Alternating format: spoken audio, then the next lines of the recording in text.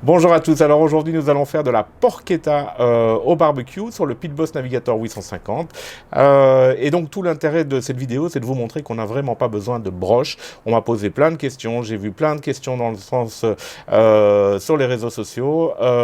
Est-ce qu'il existe une broche pour le Pitboss Navigator 850 ou peu importe le modèle pour les navigateurs en général? Eh bien non, on n'a pas besoin de broche dans les barbecues appelés, même si certains ont décidé d'en faire une, pardon.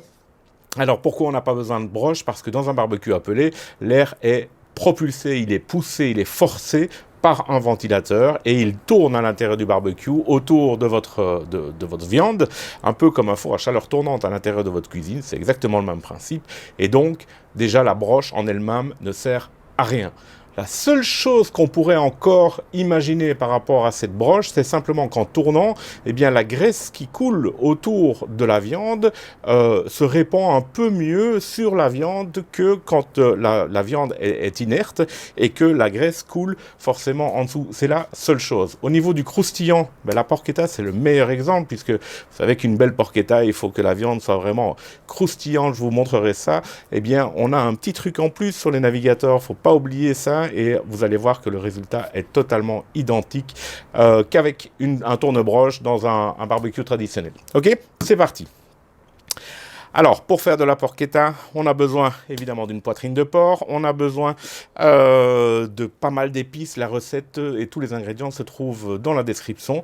Nous allons simplement appliquer toutes ces différentes épices directement sur la viande, la rouler, la ficeler, et puis la laisser 24 heures au frais. Et demain, on pourra la cuire et puis la rôtir. Ok? Alors, on y va. Les différentes épices, les différentes graines, les différents piments, les différentes herbes, c'est parti.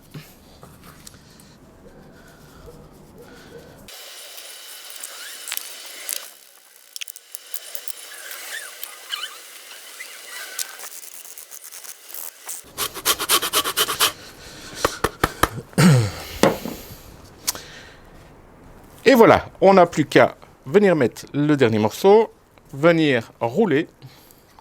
Alors là, c'est délicat par contre. Et puis ficeler.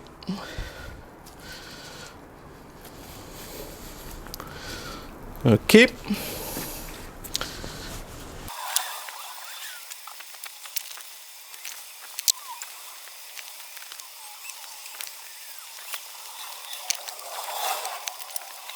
Voilà, notre porchetta est prête, elle est ficelée. 24 heures de repos au frigo pour qu'elle s'imprègne bien de toutes les saveurs qu'on vient de lui donner. Et puis demain, on pourra la cuire au barbecue. Ok? Voilà, alors je ferme la searing plate et on va cuire en indirect à 150 degrés Celsius jusqu'à une température interne d'environ 65 degrés. Ok?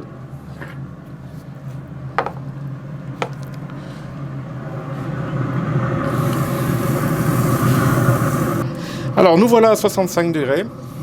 Maintenant ce qu'on va faire, c'est qu'on va ouvrir la searing plate. On va profiter des avantages du Pitboss pour apporter tout ce croustillant sur la peau. La peau est déjà bien sèche par le fumage, mais on va apporter le croustillant simplement comme si on avait donc cette rôtisserie au-dessus d'une flamme. Alors la chaleur elle a tourné autour de la viande est cuite, tout est parfait.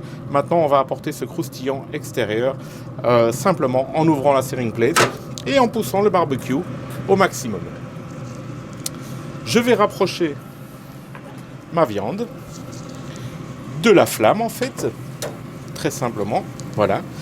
Et je vais toutes les 5 minutes tourner ma viande pour aller chercher ce croustillant.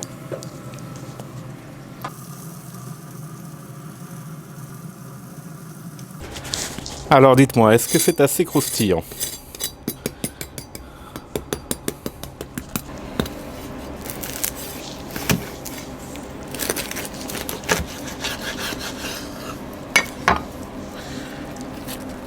Voilà, j'ai pas grand chose de plus à dire, je pense que le résultat est plus que parlant.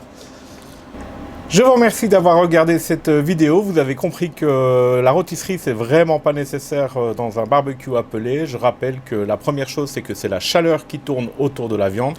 Vous avez vu la couleur magnifique qu'on avait avant de griller la peau. Et puis vous avez vu que, en fait, avec cette searing plate qu'on sait ouvrir pour accéder directement à la flamme, eh bien, on sait vraiment avoir exactement le même résultat que sur une rôtisserie en cuisson, disons, semi-direct, semi-indirect. Ok, je vous remercie d'avoir regardé cette vidéo. À très bientôt.